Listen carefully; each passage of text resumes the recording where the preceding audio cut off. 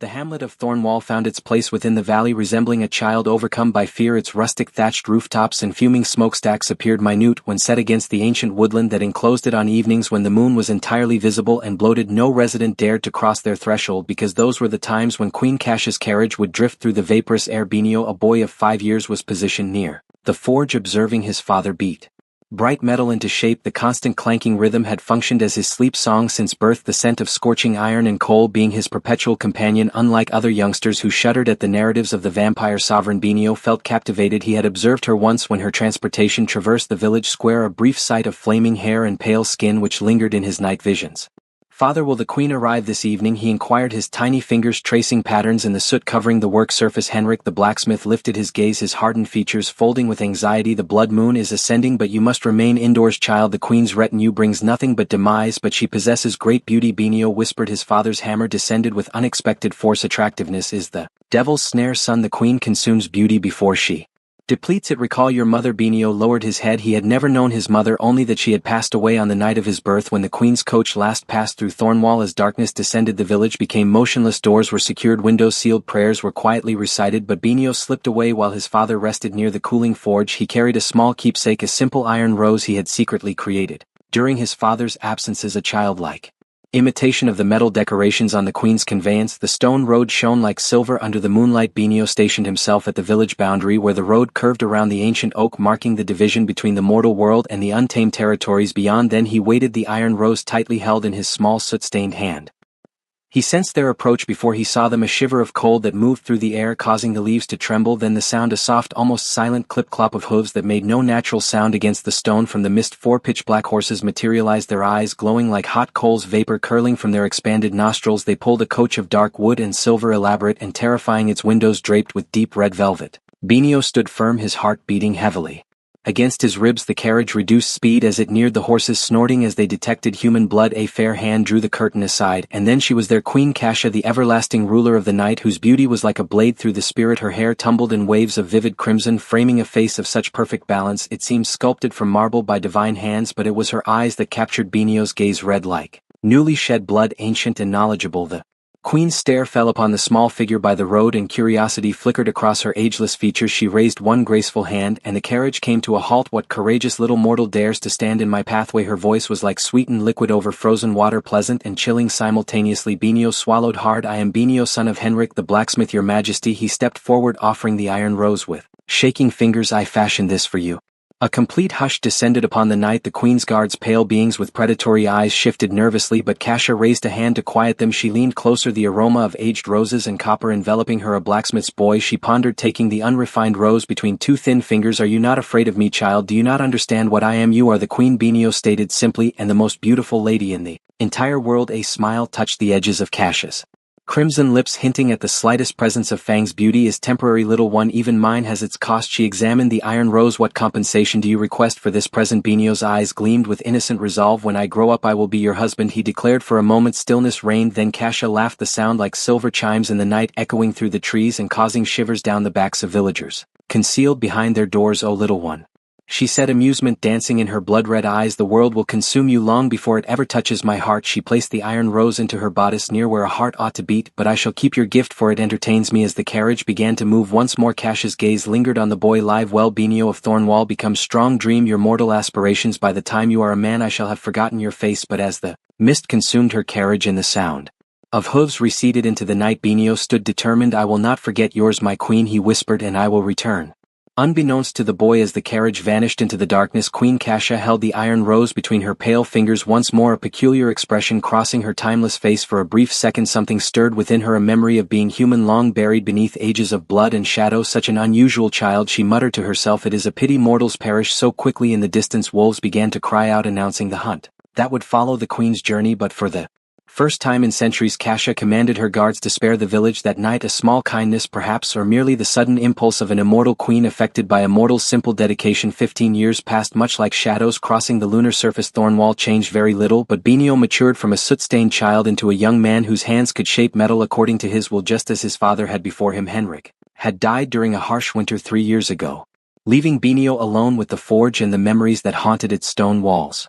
The visits of Queen Kasha's carriage had become less frequent over the years, but the stories of her kingdom spread like fire across the region. Tales spoke of her castle situated in the Carpathian peaks where living-eyed gargoyles watched from every tower. Whispers detailed grand halls where blood flowed like wine and courtiers who had not breathed in centuries danced until daybreak. Most frightening were the accounts of her throne room where the floors were supposedly stained with the essence of 1,000 enemies, and mirrors were forbidden lest they reveal the void where her reflection should be. Benio absorbed these stories like metal absorbs heat, his childhood interest solidifying into something deeper, an obsession refined by time. You still dream about her, don't you, old Magda asked one evening as Benio delivered new hinges for her door. The elderly woman was the village seer, her eyes cloudy with film but seeing much more than most. Benio simply nodded, knowing denial was useless. The Nosferatu are not meant to be loved, boy, she warned, her knotted fingers tracing ancient symbols in the air between them. Their embrace brings only darkness, their affection is possession, their eternity is damnation. I made her a promise, Benio responded simply. Magda spat on the ground, a youthful mistake. She has consumed the lifeblood of rulers and emperors. What could a blacksmith offer the sovereign of night? That question troubled Benio as he worked late into the evening, his hammer striking a blade unlike any he had forged previously. For years he had been perfecting his skills, studying with every master smith who passed through the area, but this sword was unique, its metal a strange combination of silver and steel, its handle covered in leather tanned from a bull sacrificed under the full moon as Magda had instructed, a weapon to cleave through shadow itself. The old woman had whispered, pressing a small bottle of clear liquid into his hand. Treat it with holy water, anoint it with garlic oil, and no creature of the night will stand against it. Yet Benio had no desire to kill vampires. His goals ran deeper toward a fate he scarcely understood himself. A disturbance in the village square pulled him from his thoughts. Dropping his implements, he stepped outside to see riders in black armor charging through the village. Their tunics bore the crimson sign of Queen Kasha, a rose leaking blood here. The declaration of her eternal majesty, called the lead rider, whose pale face and two sharp teeth marked him as one of the queen's thralls, humans who served vampires in the hope of one day receiving the dark gift themselves. The dragon Valix has awakened in the Black Peak Mountains, its flames endanger the realm. The queen offers her favor to any who can slay the beast. The villagers muttered fearfully. Dragons were uncommon but deadly creatures of ancient magic whose blood and breath could incinerate stone. Few who confronted them returned. As the riders departed, Benio returned to his forge with a new sense of purpose. By dawn the unusual sword was finished, a weapon of perfect equilibrium, its edge shimmering with unnatural sharpness. He named it Promesa, meaning promise. 3 days later he stood at the edge of Thornwall, a bag slung over his shoulder, Promesa sheathed at his hip. Old Magda waited on the road, a bundle of herbs and charms in her shriveled hands. Wear this at your throat, she said, pressing a small pouch containing wolfsbane and vervain into his palm. It will conceal your scent from the dampers and vacalazzi that hunt in the shade of her castle. Thank you, Magda. The old woman's cloudy eyes suddenly cleared, focusing on him with eerie intensity. You go not to kill the dragon but to claim the queen. It was not a query. Benio nodded. Once I made a promise, then heed my final caution, Magda whispered. The Strigoi queen has walked this earth for 7 centuries. She has outlasted empires. Her heart, if it still beats at all, is colder than winter ice. To love her is to lose your soul. Perhaps, Benio responded, or perhaps she has forgotten what it means to be loved. With those words he turned toward the mountain path that would lead him to the dragon's lair and beyond it to the dark spires of Kasha's domain. The journey was challenging. Benio traveled through woods where shadows moved independently of their sources and past villages where doors were marked with ancient symbols of protection. Twice he encountered the queen's hunting groups, pale nobles on midnight horses, their eyes gleaming hungrily in the darkness. Each time he hid the pouch at his throat, keeping him from their notice. On the 7th night, he reached the foothills of the Black Peak Mountains. The air smelled of sulfur and ash, and the ground beneath his feet was warm to the touch as he made camp in the shelter of a stone jutting. A voice spoke from the shadows, another hero seeking glory. The figure that emerged was tall and thin, dressed in tattered fine clothing that had once been magnificent. His eyes reflected the firelight like a cat's, and when he smiled his teeth were stained dark, or perhaps a fool seeking death. Benio's hand moved to Promesa's hilt. Who asks? Lazarus. The stranger replied with a mocking bow. Once court magician to her majesty, now let us say I serve in a different capacity. He circled the fire, moving with unnatural elegance. The dragon has already devoured 7 nights. What makes you think you'll fare better? Blacksmith. Benio stiffened. How do you know what I am? Lazarus laughed, a sound like dry leaves scraping stone, the soot ingrained in your fingernails, the way you examine my blade with a craftsman's eye. And he sniffed the air, the smell of iron that clings to you despite the herbs you where. With sudden speed Lazarus was beside him, nostrils flaring. Curious, you smell of mortal blood, yet something else pulses beneath your skin, something familiar. His eyes narrowed. You seek not just the dragon but the queen herself. Benio drew Promesa in one smooth action, its blade catching the firelight with an eerie luminescence. My business is my own. Lazarus hissed at the sight of the blade, pulling back slightly. Silver and steel, blessed and cursed in equal measure, a vampire hunter's weapon. His expression shifted from fear to amusement. Yet your heart beats not with hatred but with, oh how delightful, love. Before Benio could reply, Lazarus backed away, dissolving into the shadows. I shall observe your fate with interest, blacksmith. Few stories entertain my queen these days. Perhaps yours will provide her some momentary distraction before the Dragon claims you. His disembodied voice lingered in the darkness. The beast's lair is within the volcanic crater at the mountain's peak. Reach it by dawn if you wish to find him lethargic, and should you somehow survive, tell Her Majesty that Lazarus sends his eternal devotion. As silence returned to the night, Benio stared into the flames, wondering if he had just encountered a friend or a foe. Either way, his path was clear. Tomorrow he would face the dragon, the initial trial in his quest to fulfill a promise made by a child to a queen who had likely forgotten his existence. But Benio had not forgotten. The memory of ruby eyes and midnight laughter had sustained him through 15 years of preparation. Tomorrow would prove whether that preparation had been sufficient.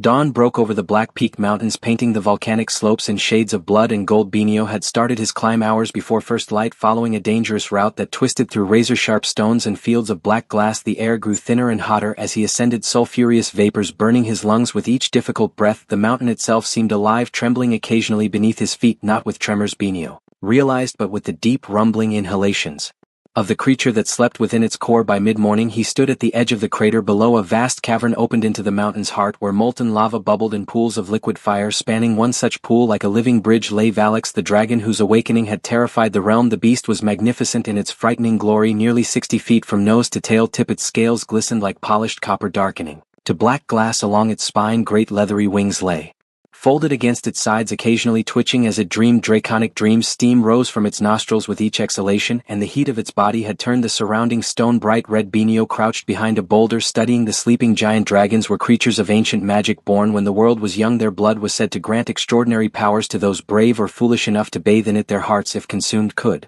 extend a mortal's life by centuries. Their scales could deflect the strongest blades, but they were not immortal. They could be killed if one knew the secret. Old Magda's voice echoed in his memory. A dragon's skin is impenetrable except at 4 spots: the eyes, the throat, the joint where wing meets shoulder, and the soft underbelly where the scales are thinnest.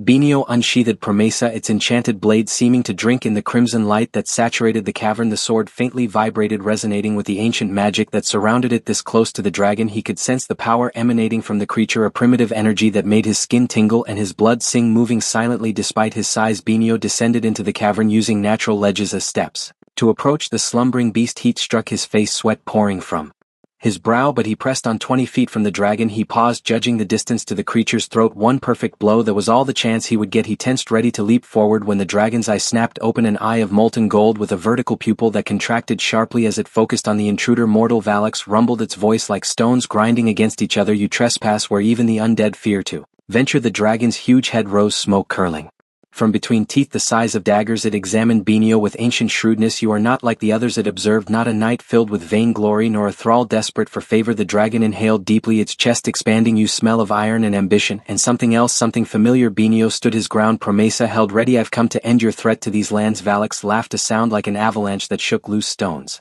from the cavern ceiling. These lands, child, these mountains were mine when her kind still cowered from the sun. The Queen of Night is merely the latest to claim control over what has always belonged to me. The dragon uncoiled, its massive body rising to its full height. Magma dripped from its scales, sizzling where it hit the stone. But you have not come solely for me, Valix continued, circling Benio with predatory grace. Your heart beats for her, the blood drinker who has sent so many to their deaths in this pit. My reasons are my own, Benio replied, tracking the dragon's movements, waiting for the moment to strike. So they are. The dragon's eyes narrowed. Perhaps we might reach an understanding, mortal. I have no disagreement with your kind. It is the Strigoi who invade my territory, building their castles of bone and shadow on my mountainside. What are you suggesting? Return to your queen. Tell her I have retreated deeper into the earth, that I will trouble her lands no more. In exchange she will remove her hunting parties from my mountains. Valix's voice dropped to a seductive murmur. You need not die here today. Benio hesitated. If the dragon spoke truthfully, he could return to Cash's castle as the diplomat who had secured peace, not the warrior who had slain her enemy. Yet something in the dragon's too relaxed posture warned him, and if I refuse, Valix's jaws split in a terrible grin. Then we shall see if that pretty sword is more than decoration. With terrifying swiftness the dragon lunged. Benio dove aside, his jaws clamped shut where he had stood moments before. He rolled across scorching stone, coming up beneath the creature's extended neck. With all his strength he thrust Promesa upward. The enchanted blade pierced scales that should have turned steel to splinters, black blood hot as the surrounding magma gushed forth, splattering Benio's arms and chest. He twisted the sword, driving it deeper. Valix roared, a sound of pain and fury that shook the entire mountain. Its head reared back, tearing the sword from Benio's grasp as it remained embedded in the dragon's throat. With a desperate leap, Benio caught hold of the hilt, his weight dragging the blade through flesh and sinew. The dragon thrashed, wings beating furiously, sending hurricane-force winds through the cavern. Benio clung to the sword, his hands burning as the creature's blood seared his flesh. With one final desperate effort, he twisted Promesa and sliced outward. The blade cut cleanly through the dragon's throat. More black blood poured out, coating Benio from head to toe. Valix collapsed, its massive body crashing into the lava pool, sending waves of molten rock splashing against the cavern walls. As life faded from the dragon's golden eyes, it fixed Benio with a final knowing stare. Foolish mortal, it gurgled through the ruin of its throat, you might have been wise, now you shall be cursed. The dragon's blood burned like liquid fire where it touched Benio's skin, seeping into his pores, flowing into the cuts and burns he had sustained in the battle. He tried to wipe it away, but it seemed to be absorbed into his very flesh. A strange feeling spread through his body, not pain but a cold fire that raced along his veins, reaching for his heart. He staggered back from the dragon's corpse, feeling the change taking hold. His vision sharpened, colors becoming more vivid, senses more intense. His muscles trembled with new strength. The burns on his skin were already healing, leaving behind patches of toughened skin that faintly gleamed in the cavern's crimson light. What's happening to me? He gasped, staring at his hands as the last of the dragon's blood disappeared beneath his skin. The blessing and curse of dragonkind. Came a voice from the shadows. Lazarus stepped into view, his eyes reflecting the molten glow of the lava pools. Their blood grants power beyond mortal abilities, but it demands a price. The vampire circled Benio, studying him with fascination. Strength, speed, longevity, perhaps even a measure of magic. But also he gestured to where a small shadow had detached itself from Benio's feet, writhing with a life of its own, a darkness that will grow within you, a hunger not unlike our own. Benio watched in horror as his shadow twisted into shapes that mimicked his form but were somehow wrong, too sharp, too animalistic. What have I become? He whispered. Lazarus smiled, revealing fangs that shone in the firelight, something new, something in between, neither entirely mortal nor truly monstrous. He extended a pale hand. Come, the queen will be most interested in her champion's transformation. Benio retrieved Promesa from the dragon's corpse, wiping the black blood on a cloth that smoldered at its touch. The sword seemed changed as well, its blade now etched with patterns resembling scales, its edge gleaming with an inner fire. As he sheathed the weapon, he felt a strange connection between it and his altered body, as though the sword had become an extension of himself. Bound by the dragon's blood, they had both absorbed. Lead on, he told Lazarus, his voice deeper and more resonant than before its time. The queen remembered her promise. Together they ascended from the dragon's lair, leaving behind the corpse of an ancient power and the final remnants of Benio's humanity. Ahead lay the castle of Queen Kasha, its spires visible through the volcanic haze, dark fingers reaching toward a sky that had begun to darken with unnatural speed. Night was falling. The time of the vampire approached, and Benio, no longer purely human, walked willingly toward the embrace of the immortal queen who had once laughed at a child's innocent vow. The journey from Dragon's Peak to Queen Kasha's castle took 3 days, though for Benio time had become a strange fluid phenomenon. He no longer needed rest as he once did. A few hours of stillness each night was sufficient to recover his strength. Food held little interest, though occasionally a strange hunger would plague him, one that made his shadow writhe and stretch toward living creatures that crossed their path. The dragon's essence, Lazarus explained as they walked a narrow mountain path, the castle drawing ever closer on the horizon. It seeks to consume, to control. You must master it or it will master you. Benio said nothing, but he felt the truth of it within him. Something ancient and terrible had awakened, a shadow self that whispered of power beyond imagination. If only he would surrender to its appeal. Each day the struggle to maintain control grew more difficult. The castle itself seemed to emerge directly from the mountainside, its black stone towers merging seamlessly with the jagged peaks. No mortar joined the massive blocks. Legend said they had been fused by dragonfire centuries ago when Kasha had first claimed this realm. Gargoyles perched on every support and corner, their stone eyes following visitors with malevolent awareness. Some, Benio realized with a chill, were not statues at all but living creatures bound in service to the vampire queen. As they approached the massive iron entrance, Lazarus placed a restraining hand on Benio's arm. A word of caution, blacksmith, he murmured. The court of Queen Kasha is a nest of vipers. Some have served her for centuries, others constantly plot for her favor or her throne. Trust no one, not even you. Benio asked with a cynical smile. The vampire's lips twitched. Especially not me. I serve my own interests first always. His expression grew serious. But I admit to curiosity about your destiny. Few mortals have ever walked willingly into the queen's domain with a goal other than submission. Before Benio could respond, the gates swung open with a groan of ancient hinges. 6 guards appeared, not the human thralls Benio had expected, but true Nosferatu, their pale faces beautiful and terrible in the fading light. They wore armor of black and silver, and their eyes gleamed with the eerie light of the undead. Lazarus hissed, the captain, a female vampire whose hair was bound in intricate braids studded with bone fragments. You return unexpectedly and with company. Her nostrils flared as she caught Benio's scent. What manner of creature is this? Not human, not vampire, not. Her eyes widened. Dragon touched. Impossible. Nothing is impossible, Lilith. Lazarus replied smoothly, as this man has proven by slaying Valak single-handedly. A murmur ran through the guards. Lilith studied Benio with newfound caution. The queen must be informed immediately. Indeed, said Lazarus, I believe she will find this development most intriguing. They were escorted through the outer courtyard where more of the queen's servants went about their tasks, some human, their necks bearing the twin puncture marks of vampire feeding, others clearly supernatural with elongated limbs or sharp features that marked them as creatures of the night. The inner fortress rose like a mountain of shadow, its windows glowing with eerie blue-white illumination. As they crossed the entrance, Benio felt a pressure against his mind, a subtle probing, as though the very stone sought to know his intentions. The castle's defenses, Lazarus whispered, ancient blood magic woven into its foundations. It recognizes threats to the queen. They passed through immense halls hung with tapestries depicting battles long forgotten by mortal history. Chandeliers made from human bones cast a ghostly light across floors inlaid with obsidian, and silver mirrors lined some corridors, but they showed only empty passages, no reflection of the vampires who walked these halls. Benio, however, cast a reflection, though not one. He recognized the face that looked back at him from the polished silver was harsher, more angular than he remembered. His eyes, once clear blue, now held flecks of gold that caught the light like a predator's, and behind him his shadow moved independently, stretching and contracting with each step.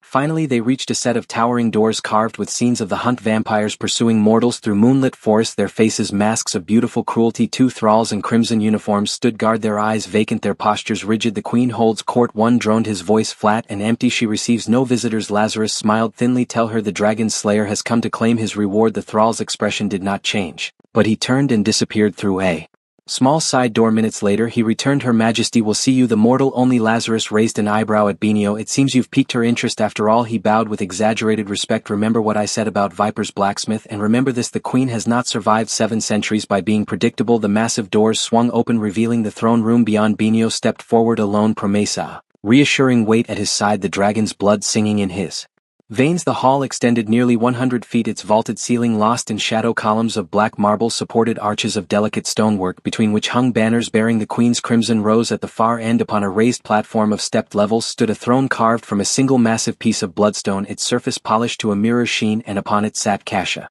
She was exactly as Benio remembered, yet entirely different. Her beauty was still a physical shock. Alabaster skin framed by hair like liquid flame, eyes the color of fresh blood, lips curved in a perpetual half-smile that promised both pleasure and pain. She wore a gown of midnight velvet that left her shoulders bare, revealing skin so pale it seemed to glow in the chamber's dim light. But where the boy had seen only beauty, the man saw the predator underneath, the ancient calculating intelligence in those crimson eyes, the subtle tension in her posture that spoke of a creature always ready to strike. Around her throat hung a necklace of black diamonds, each stone rumored to contain the soul of a lover who had failed to please her. The court filled the chamber's shadows, dozens of vampires in finery from 100 different eras, their ageless faces watching the newcomer with hunger and suspicion. Some were ancient, their skin like parchment stretched over bone. Others appeared newly turned, their beauty still carrying echoes of humanity. All were deadly.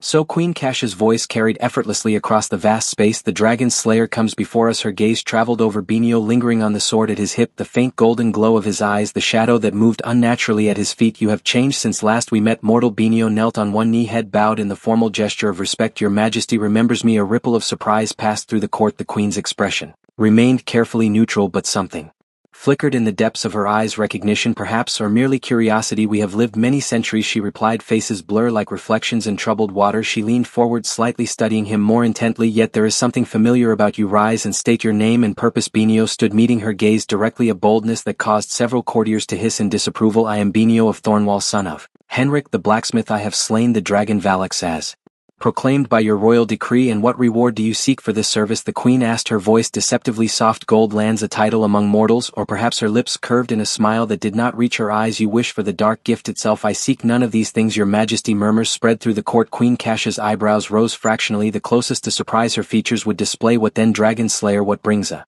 mortal willingly into my domain? Bearing a sword that reeks of silver and holy water, his body transformed by dragon magic. Benio took a step forward, ignoring the guards who tensed at his movement. 15 years ago I stood by the roadside in Thornwall and gave you an iron rose. I made you a promise that night, a child's promise that you laughed at. His voice carried clearly through the hushed chamber. I told you that when I grew up I would be your husband. I have come to fulfill that vow. The silence that followed was absolute. Then, like a gathering storm, whispers erupted throughout the court. Some vampires laughed outright, others watched with predatory intensity, sensing weakness or opportunity on her throne. Kasha remained perfectly still, her expression unreadable. When she finally spoke, her voice had dropped to a dangerous "Per you presume much, Benio of Thornwall?" She ascended from her throne in a single graceful movement, descending the steps with supernatural fluidity. The courtiers quickly moved aside as she advanced toward him. Many individuals have attempted to lay claim to me over the ages, monarchs, emperors, powerful beings beyond human comprehension. She circled him slowly like a wolf assessing its quarry. All of them have failed. She halted directly in front of him, close enough For him to inhale the scent of aged roses and copper that encircled her like an invisible field. Why should I not drain the life from you where you stand for such blatant disrespect? Benio maintained eye contact even as his shadow twisted anxiously at his feet. Because you retained my rose, your majesty, because something within you recalled the boy who felt no fear for the briefest fraction of a second. Something flickered across Kasha's flawless features, an emotion too transient to identify. Then her expression became resolute once more. Court is dissolved, she declared abruptly without looking away from Benio. All of you depart now. The vampires hesitated, clearly unwilling to miss the unfolding drama. Kasha slightly turned her head, her eyes flashing dangerously. Immediately within moments the vast chamber was deserted, leaving Benio entirely alone with the vampire queen. In the sudden silence, he could distinctly hear the steady rhythm of his own beating heart and was acutely aware that it was the sole heart pulsating within the entire fortress. Kasha walked around Benio like a predator, her gown rustling against the stone floor. The emptiness of the throne room magnified every sound, her measured steps, his constant breathing, the faint vibration of Promesa and its scabbard reacting to the ancient magic saturating the air. The rose, she finally stated, stopping before him once more, a simple object of iron misshapen by a child's inexperienced hands. From the layers of her gown she retrieved a small object that shone dully in the light of the torches. Benio caught his breath. The iron rose, unchanged after 15 years, preserved by whatever magic vampires possess to repel the damage of time. You kept it, he whispered. Sentimentality is a weakness I cannot afford, Kasha countered, turning the rose between her pale fingers. Yet it remains here, a curiosity, a reminder of human folly. Her crimson eyes met his. You were a child. Children make commitments without understanding their gravity. I understood, Benio insisted, not completely perhaps, but even then I knew my allegiance belonged to you. A cold smirk curved her lips. Hearts are delicate things, easily shattered, easily silenced. She placed one slender hand against his chest, directly over the organ in question. Yours now beats unusually. The dragon's blood has altered you, not in any significant way. Her fingers pressed harder, her inhuman strength was evident even in this casual gesture. Everything is significant, blacksmith. The dragon's curse runs deeper than you realize. Even now it is reforming you from within. Her nostrils slightly flared. I can perceive it, the magic bonding itself to your essence, consuming what you were to produce something new. She suddenly withdrew her hand. You are no longer wholly human, yet not truly immortal, a hybrid creature caught between existences. Something resembling genuine curiosity sparked in her eyes. How does it feel?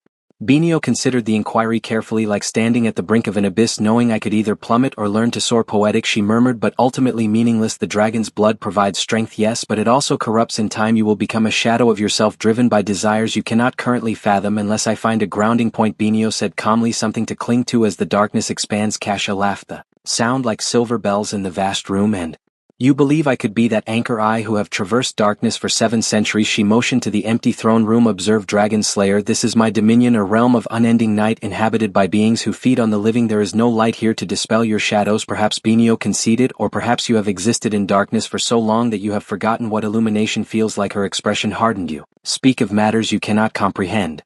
Your existence is solitary, he interjected, taking a great risk. 7 centuries of authority, of adoration and terror from your subjects. But when did someone last look upon you without fear or ambition in their gaze? When did someone last touch you not as a queen but as a woman? For a moment fury contorted her features into something terrifying, a glimpse of the fiend beneath the beautiful exterior. The temperature in the room drastically dropped, frost forming on the stone floor around her feet.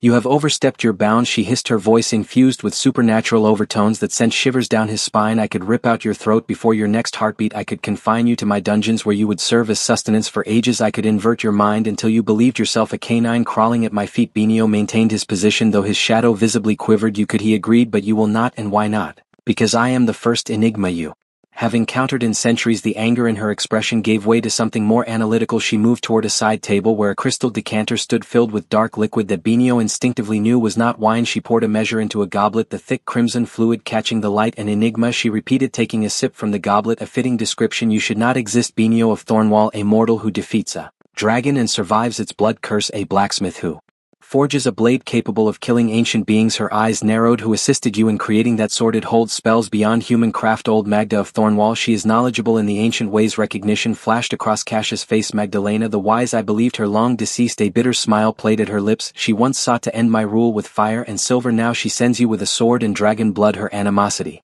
toward my kind persists, it seems. She cautioned me against coming here, Benio admitted. Said to love you would cost me my soul. She was not mistaken. Kasha placed her goblet down. Affection is a delusion humans create to give significance to their fleeting lives. It has no place in my existence. Benio took a step closer to her. Yet you preserved my rose all these years. Something vulnerable briefly surfaced in her eyes before disappearing behind cold disdain. A bauble, nothing more, as you shall be if you continue this absurdity. She turned away, pacing toward a tall window that overlooked the mountains. "The night is advancing. I have indulged your fantasy long enough. Then why not simply execute me?" Benio pressed, following her. "Why dismiss your court? Why communicate with me at all?" She did not turn. "Perhaps I find you entertaining, a temporary diversion from eternity." Or perhaps, he said softly, closing the gap between them, something within you remembers what it was to be human, to desire more than authority and blood. Her shoulders tensed. "Humanity is a frailty I abandoned centuries ago." "Then why do you govern humans? Why surround yourself with their art, their music, their blood?" He was close enough now to see the intricate needlework on her gown, the individual strands of fire-red hair that flowed down her back. "You could exist in solitude, feeding only when necessary. Instead you have constructed a court, a kingdom, reflections of human civilization." She turned then, her face mere inches from his eyes, blazing. "You grasp nothing of what I am. Then demonstrate it to me," he challenged. "If I am to be merely a bauble, a momentary distraction before you discard me, at least grant me understanding of what you truly are." For a long moment she scrutinized him, her expression unreadable. Then something shifted in her crimson eyes. A decision was reached. "Very well, blacksmith," she said, her voice lowering to a whisper. "You wish to know me, to understand the creature you so foolishly claim to love. I shall grant your desire." She raised one pale hand to his face, her touch cool against his skin, her nails subtly extended, sharp as razors, one tracing a thin line along his jaw. Blood oozed from the shallow cut, black tinged from the dragon's curse. "Your blood now carries power," she murmured, her eyes fixed on the dark liquid dragon's essence, ancient magic, her pupils dilated, hunger evident in her gaze. "If I drink from you, I will know your mind, your memories, your soul. And you will know something of mine." Benio understood the peril inherent in her words. Vampire feeding was intimate, invasive, a fusion of consciousness as well as blood. She would perceive every thought, every vulnerability, every fear he possessed. "And if I refuse?" Her lips curved in a cold smile. "Then leave my castle by dawn, return to your mortal life while you still can forget your childish promises and naive aspirations." Benio did not hesitate. He tilted his head, exposing the column of his throat. "Take what you require." Surprise registered briefly in her eyes, followed by something darker. She leaned forward, her breath cool against his skin. "Remember, blacksmith, you chose this." Her fangs punctured his flesh in a sudden burst of exquisite pain that rapidly transformed into something else entirely, a surge of sensation that sent lightning coursing through his veins. The world dissolved around him as her consciousness invaded his memories, flashing behind his eyes like fragments of a shattered mirror. A boy waiting by the roadside, an iron rose in his small hand, years of training pounding metal until his hands bled, determined to master his craft. The dragon's cavern, fire and blood, the curse seeping into his very bones. The journey to her castle driven by a promise made in childhood innocence. But then the flow reversed, and suddenly Benio was experiencing memories, not his own, fragments of a life spanning centuries. A young woman in medieval clothing, fleeing through a forest as flames consumed her village behind her. The same woman, pale and beautiful, standing over the body of her first victim, horror and exhilaration warring in her expression, decades passing like leaves in the wind, loneliness stretching into centuries as she watched mortal lives flicker and fade around her, the burden of her crown heavier with each passing year as she struggled to maintain her realm against adversaries both mortal and immortal, and buried deep beneath it all a profound emptiness that nothing, not power, not blood, not worship, had ever satisfied. With a gasp, Kasia violently pulled away. His blood stained her perfect lips. She stumbled backward, genuine shock piercing her careful composure. "Impossible," she whispered, touching her mouth with trembling fingers. "Your blood, the dragon's curse, it showed me the truth." Benio finished, pressing his hand to the wound on his neck. The pain was already fading, the dragon's magic healing his flesh. "That I meant every word, that my promise wasn't a child's fantasy, but a vow I've spent 15 years preparing to fulfill." Kasia turned away, visibly struggling to regain her composure. When she spoke again, her voice had hardened once more. "Dawn is approaching. You will be given chambers in the eastern tower. Rest, recover." She glanced over her shoulder, her expression carefully neutral. "We shall converse again when night returns. Perhaps then we will ascertain your position in my court." It was not acceptance, but nor was it rejection, for the moment it sufficed as guards appeared to escort him. From the throne room, Benio caught one last glimpse of the vampire queen standing alone by the window, the iron rose still clutched in her pale hand, her expression haunted by memories not entirely her own. The eastern tower rose like a black needle against the darkening sky. As Benio was led up its winding staircase, he felt the weariness of the past days washing over him. The encounter with Kasia had depleted him more thoroughly than the battle with the dragon. His blood pulsed with strange energies, the dual magics of dragonkind and vampire warring within his veins. His quarters were surprisingly lavish, a spacious circular room with walls covered in tapestries, a massive four-poster bed draped in crimson velvet, and tall windows covered with heavy curtains to block the coming daylight. A fire burned in a hearth of black marble, casting dancing shadows across the stone floor. "The queen rarely grants outsiders such accommodations," remarked his escort, a pale-faced thrall whose vacant eyes suggested years of blood servitude. "You have made an impression." There was neither envy nor admiration in his voice, only the flat observation of one whose emotions had long since been extinguished. "Left alone, Benio approached the window, drawing back the heavy drapes. The eastern sky had begun to lighten, the stars fading as dawn approached. Below the castle grounds stretched out in eerie silence gardens of night, blooming flowers, fountains flowing with water so dark it might have been blood, and beyond that the village that supported the vampire court. He could perceive movement there, humans preparing for their day while their immortal masters retreated to their coffins, and crypts, an ecosystem of predator and prey existing in uneasy equilibrium. Yet he sensed that beyond the relative safety of the castle's shadow, the outer villages lived in constant terror, never knowing when the queen's hunters might descend upon them.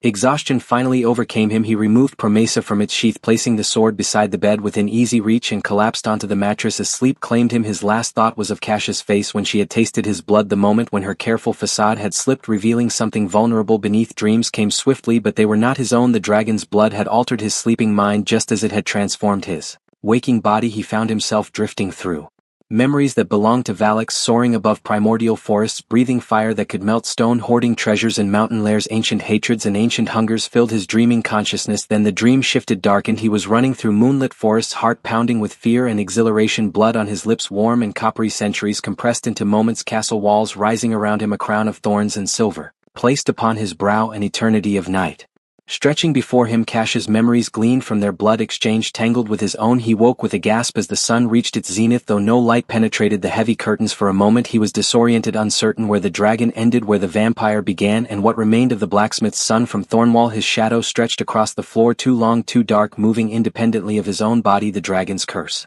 was growing stronger. A knock at the door interrupted his troubled thoughts. Enter, he called, reaching for Promesa. The door opened to reveal a young woman, fully human judging by the healthy flush of her skin. She carried a tray of food and a pitcher of water. The queen instructed that you be fed, she said, setting down her burden on a small table. Unlike the thrall who had escorted him, her eyes were clear and alert. I'm Alara, I serve in the daylight hours. You're not afraid? Benio asked, noting how she glanced curiously at his golden flecked eyes, the shadow that coiled at his feet. She smiled faintly. I was born in this castle's shadow. Fear is as natural as breathing here. She poured water into a silver goblet. But you're something new, the dragon slayer who made the queen retreat to her chambers before dawn. Is that unusual? She rarely rests even in daylight. Alara's voice dropped to a whisper. Some say she hasn't truly slept in centuries, that her mind never finds peace. Benio thought of the fragments of memory he had glimpsed during their blood exchange, the weight of immortality, the endless vigilance required to maintain her power. That seems a terrible fate. All fates are terrible in the queen's domain, Alara replied matter-of-factly, but yours need not be. There are ways out of the castle that even her guards don't know. Passages built when this fortress was still human rule. She met his gaze directly. You could be gone before sunset. You would help me escape. She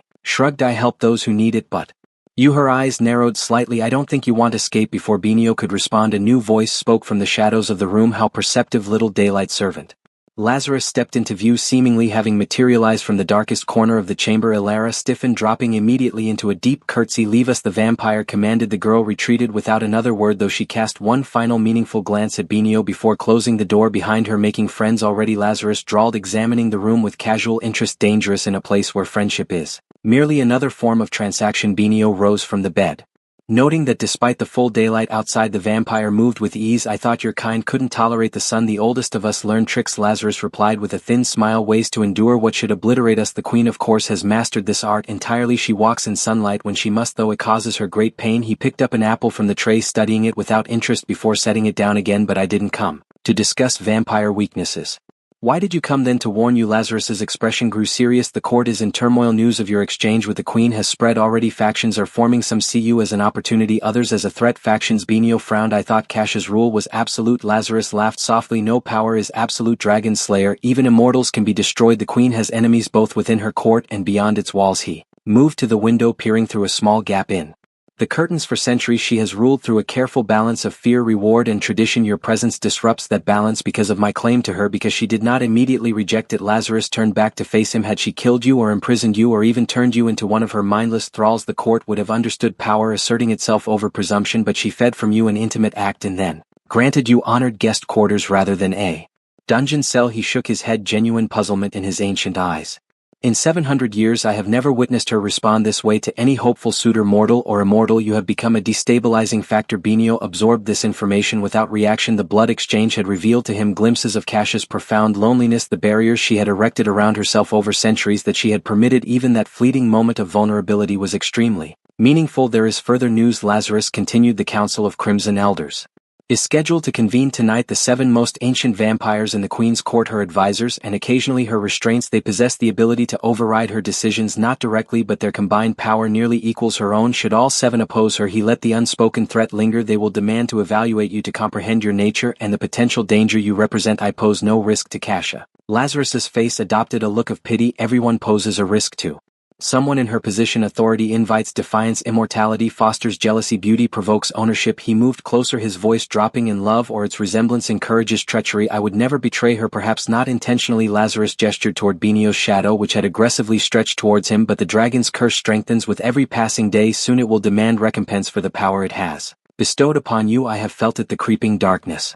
The alien cravings. I can manage it for now, Lazarus conceded, but what of 12 months from now, a decade? The Queen operates on a timescale of centuries. Dragon Slayer, even if she harbored some affection for you, she would never jeopardize her reign for a mortal whose lifespan is a mere flicker to her. The dragon's blood extends life, Benio argued. I could have many centuries ahead. Extended life is not immortality, Lazarus countered, and the price of those extended years would be your humanity, the very quality that seems to intrigue her. He moved toward the entrance, pausing with his hand on the latch. Contemplate carefully what you truly desire here: the Queen's affection, her sovereignty, or something else entirely. With that ambiguous statement he departed, leaving Benio alone with his thoughts and his restless shadow.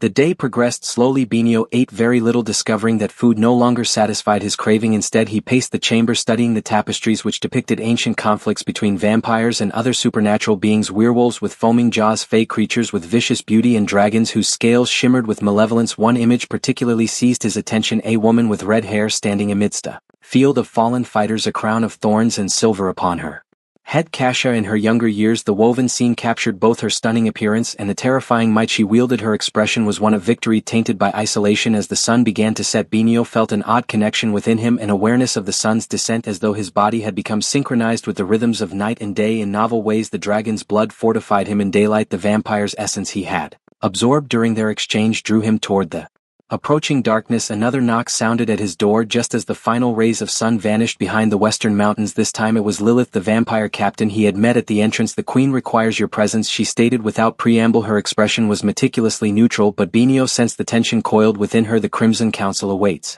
Benio retrieved Promesa, securing the sword at his hip despite Lilith's disapproving look. I do not go anywhere without it, he informed her, meeting her gaze steadily. Very well, she replied icily, but be aware that drawing it in the council's presence will be interpreted as an act of aggression. She guided him down the spiral tower staircase and through a maze of passages deeper into the castle's core than he had ventured previously. The corridors felt older, the architecture transitioning from Gothic to something more ancient, and elemental torches burned with an unnatural blue light, casting more shadows than illumination. Finally they reached a massive doorway of blackened wood reinforced with silver. Mysterious symbols had been carved into its surface, glowing faintly with an inner radiance. 2 vampire guards stood at attention, their armor more elaborate than those Benio had seen before, ceremonial guardians of whatever lay beyond. The Dragon Slayer, as requested, Lilith announced. The guard stepped aside and the huge door swung open silently on well-oiled hinges. Remember, Lilith murmured as Benio walked past her, they are older than kingdoms, cunning as serpents, speak only when addressed, and shield your mind. Some possess powers that can extract the truth from your thoughts like ripe fruit. With those reassuring words she ushered him into the chamber beyond, a perfect circle of black volcanic glass illuminated by 7 tall candles made of black wax. In the center stood a single chair, simple and unadorned. Surrounding it, arranged in a larger ring, were 7 elaborate thrones, each occupied by a figure more formidable than the last, and upon an 8th throne positioned slightly higher than the others sat Kasha herself. In this environment, surrounded by the most ancient of her kind, she appeared both majestic and perilous, a predator among predators. Her crimson gown seemed to absorb the candlelight, and upon her brow sat a delicate crown of silver thorns. Her eyes met Benio's across the chamber, her expression revealing nothing. Yet in that brief moment he again felt the bond that had formed during their blood exchange, a fragile connection spanning centuries of isolation.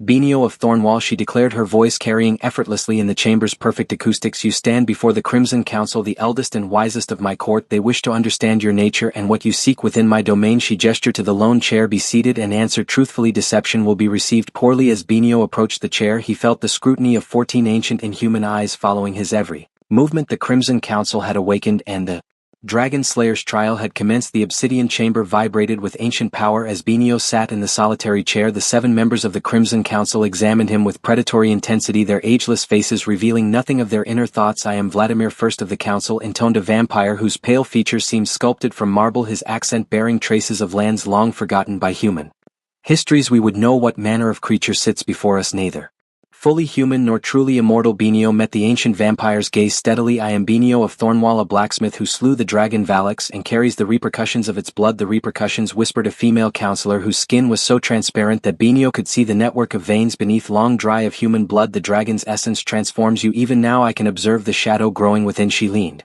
forward, her movements fluid as water. I am Seraphina, seer of the night. Your future forks like lightning. One trajectory leads to greatness, the other to monstrousness. Both paths pose a danger to our kind, rumbled a massive vampire with Moorish features, golden rings decorating his fingers. Ibrahim speaks truth. The dragon cursed have walked among us before. They burn brightly but briefly, leaving devastation in their wake. The last who bore such a curse nearly ruined the eastern courts 3 centuries ago, added a fourth counselor whose Asian features were delicate yet her eyes hard as black quartz. We cannot risk such turmoil again. Throughout these exchanges Queen Kasha remained silent, her expression unreadable, but Benio, attuned to her now through their blood exchange, sensed the tension beneath her calm demeanor. You assert affection for our queen, stated a vampire with flame-red hair similar to Kasha's own, perhaps a distant relative from her mortal days, yet love is ephemeral while our kind endures. What assurance have we that your devotion will not sour into resentment as you watch yourself age while she remains perpetually youthful? Before Benio could respond, the sixth counselor spoke, a being so archaic that his features had begun to shift from human to something else entirely. His fingers elongated into claws, his eyes entirely black. The dragon's blood extends life, he said, his voice like stones grinding together, perhaps centuries, but it also corrupts. The shadow will eventually consume him as it does all who bear the curse. The only uncertainty is whether he will threaten our queen. Before that happens I would never harm her, Benio stated firmly. The seventh and final counselor laughed, a sound like shattering glass. She appeared the youngest of all, with the face of a girl no more than 16, though her eyes held millennia of cruelty. You say that now, dragon slayer, but when the curse reaches its peak, when the shadow self devours your humanity, what then? Even now your own darkness reaches toward our queen, craving her power. Benio glanced down, alarmed to see his shadow stretching across the obsidian floor, reaching toward Kasha's throne like grasping hands. With effort he pulled it back, forcing the darkness to coil once more around his feet. The boy has some measure of control, at least, Vladimir observed, but for how long? That is what concerns us. Queen Kasha raised a hand, silencing further commentary from the council. For the first time since the audience began she spoke. These worries are valid, but they assume that I cannot defend myself against one dragon-cursed mortal. Her voice carried a subtle edge of annoyance. I who have reigned over these lands for 7 centuries, I who have decimated armies of both mortal and supernatural enemies. With respect, your majesty, Seraphina responded, it is not merely your physical safety that troubles us. Your interest in this mortal suggests an emotional susceptibility we have not witnessed before. Such attachments cloud judgment even for one as mighty as yourself. A coldness spread through the chamber as Kasha's expression darkened. You question my judgment, Cirrus? I observe patterns across the fabric of time, Seraphina replied carefully, and I perceive danger in this new thread you weave. Tension crackled in the air between the queen and her counselors. Benio realized he was witnessing a power struggle, centuries in the making, the eternal conflict between a sovereign's authority and the constraints her advisors sought to impose. Perhaps, Ibrahim suggested, breaking the perilous silence, there is a middle ground to be found, a test for the dragon slayer to prove both his command over the curse and his devotion to our queen. Kasha's eyes narrowed slightly. What test do you propose? The right of 7 nights, Ibrahim said, causing murmurs among the other counselors, an ancient custom not invoked for over 3 centuries. Vladimir nodded slowly. A fitting challenge, 7 nights to prove himself worthy or to expose his true nature. And if I successfully complete this test, Benio asked, then the council will not oppose your presence in the queen's court, Vladimir answered, though what role you might hold there remains her majesty's decision alone. Kasha studied Benio for a long moment, her crimson eyes revealing nothing of her thoughts. The rite of 7 nights necessitates blood sacrifice, she said finally. The dragon cursed would need to survive 7 feedings, 1 from each counselor, without succumbing to the darkness within him. Vampire blood is potent, Seraphina added, and volatile. When combined with dragon's essence, many would be driven to insanity by such a mixture. Benio understood then this was not merely a test but potentially a sentence of death. 7 ancient vampires, each feeding from him, each injecting him with their toxic immortality while drawing out his dragon-tainted blood. The strain on body and mind would be immense, yet he had not traveled this far to retreat. I accept the challenge, he said firmly. A subtle smile curved Kasha's perfect lips, the first emotion she had displayed during the entire proceeding. Then it is decided. The rite commences tomorrow at midnight and concludes on the 7th night with my feeding. Should the supplicant survive that long, the council session ended shortly thereafter, each ancient vampire departing with varying expressions of satisfaction or concern. Only Kasha remained, descending from her elevated throne to stand before Benio. You readily accept challenges, blacksmith, she observed when they were alone. First a dragon, now my counsel. One might question your instinct for self-preservation or my determination, he countered. Something softened in her gaze. The rite is no mere formality. Each night will draw you closer to the verge of madness. The dragon's curse will battle against the vampire essence, tearing you apart from within. Yet you did not object to it because you must be tested, she replied simply. Not for them, for me. She reached out her Cool fingers brushing his cheek in a gesture almost tender. What I glimpsed in your blood, the purity of your devotion, it disturbs me, tempts me, makes me recall things long buried. Is that so terrible for one such as I? Perhaps she withdrew her hand. Immortality is maintained through consistency, through the rejection of change and feeling. These are luxuries I relinquished centuries ago or locked away. Benio suggested, waiting for someone worthy of them. A shadow of vulnerability crossed her perfect features. You utter dangerous words, dragon slayer. She turned away, her crimson gown rustling against the obsidian floor. Rest while you can. Tomorrow the trial begins in earnest. The rite of 7 nights proved every bit as grueling as promised. Each midnight Benio was escorted to a different sacred chamber within the castle where one of the counselors awaited. Vladimir, first of the council, initiated the ritual, his ancient fangs piercing Benio's throat with expert precision. The vampire's blood, when it flowed into Benio's veins in exchange, burned like liquid ice, carrying memories of battles fought before the establishment of Rome. Each night brought new agony, new visions, new threats to his sanity. Serafina's blood showed him potential futures, some glorious, others horrifying, all dependent on choices not yet made. Ibrahim's essence carried the weight of empires risen and fallen, the taste of desert sands and magic older than written language. The Asian counselor Ming flooded him with perfect discipline and calculating patience learned across millennia. The flame-haired Ellis, a distant kin to Kasha herself, shared blood that resonated with hers, a foretaste of what awaited if Benio survived. The Ancient One called only the hollow, his humanity long since stripped away by time nearly broke Benio with the emptiness his blood carried, the yawning void that immortality eventually became. And the child faced Lilith, youngest yet perhaps cruelest of the 7, whose blood burned with betrayals and vengeance accumulated across thousands of years.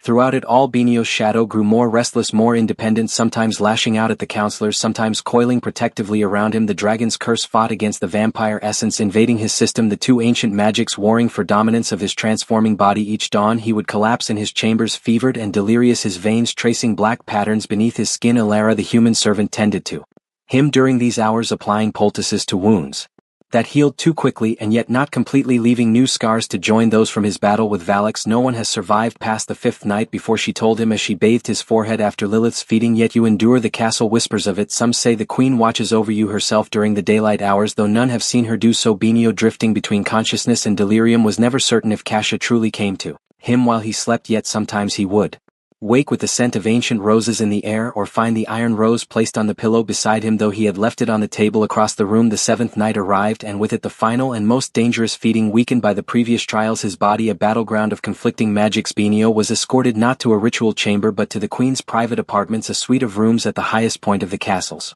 central tower. There Kasha awaited him, dressed not in her usual formal attire but in a simple gown of white silk that contrasted sharply with her flame-red hair. The chamber was lit only by candles, their light reflecting off mirrors positioned to create the illusion of stars surrounding them. You have endured, she said softly as the guards withdrew, leaving them alone, more than any mortal should have been able to withstand. Benio stood before her, swaying slightly from exhaustion yet refusing to show weakness. I made a promise, he replied simply. Yes, your promise. She moved closer, studying the changes the rite had wrought in him. His eyes now permanently gleamed with the golden fire of dragonkind. His skin bore the tracery of black veins like an arcane tattoo, and his shadow had become a semi-solid entity that curled around his feet like a loyal hound. You are neither what you were nor what the counselors feared you might become. You have found balance through sheer obstinacy. Perhaps a smile touched her lips, a quality I have come to appreciate. She gestured to a reclining couch draped in crimson velvet. The final feeding is different from the others, more intimate, more perilous. It requires consent freely given. Benio understood. The previous feedings had been clinical, ritualistic. This would be something else entirely, the true sharing of essence between them. You have my consent, he said, seating himself on the couch. You have had it since I was 5 years old, standing by that roadside with an iron rose. Kasha's expression softened with something like amazement. Such devotion, she murmured, sitting beside him. Even now, knowing what I am, what I have done across the centuries, still you offer yourself willingly. I have seen into your heart, he reminded her.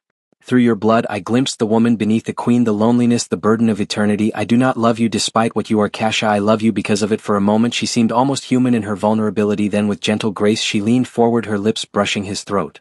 This will bond us, she whispered against his skin, more completely than you can imagine. Are you certain? In answer, Benio tilted his head, offering himself to her. Her fangs pierced his flesh with exquisite precision, and the world dissolved into crimson light. This exchange was deeper than before, a complete fusion of consciousness. He felt her ancient power flowing into him, even as his dragon-enhanced blood filled her. Centuries of memories cascaded through his mind, her joys, her sorrows, her triumphs and regrets. He experienced her transformation from mortal to immortal, the slow calcification of her heart as she walled off her humanity to survive the endless march of time, and in return she experienced his determination, his single-minded devotion, the purity of love that had driven him from childhood to this moment. Through his eyes she saw herself not as the monster she had become but as the queen she could be, powerful, yet compassionate, eternal, yet connected to the world around her. When she finally withdrew, both of them were transformed. The black veins beneath Benio's skin had receded, replaced by a subtle luminescence that pulsed with his heartbeat. His shadow had settled, still separate but no longer restless, and Cash's cheeks bore the faintest flush of color, as though some of his humanity had awakened what lay dormant within her.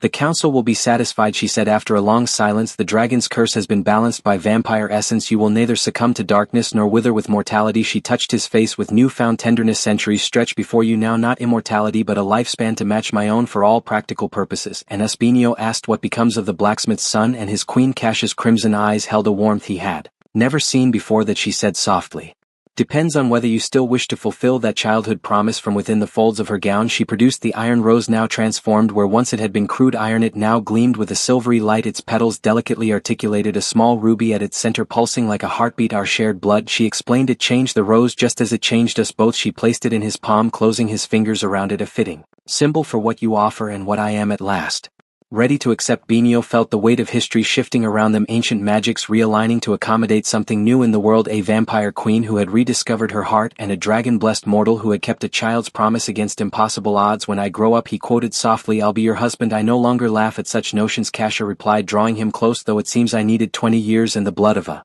dragon to recognize what stood before me, a love pure enough to outlast eternity." As their lips met, sealing a bond centuries in the making, the castle itself seemed to sigh around them. In the village below, flowers bloomed out of season, their petals the same deep crimson as the queen's hair, and far above, where stars wheeled in their ancient courses, fates were rewritten for a blacksmith who had dared to love a vampire, and a queen who had finally remembered how to love in return. Beyond the window, dawn approached, the first of countless they would witness together, neither fully mortal nor truly immortal, but perfectly improbably balanced between worlds that had never before found harmony. The iron rose nestled between their joined hands, pulsed with a light that was neither dragon fire nor vampire magic, but something entirely new, something that against all odds might just last forever.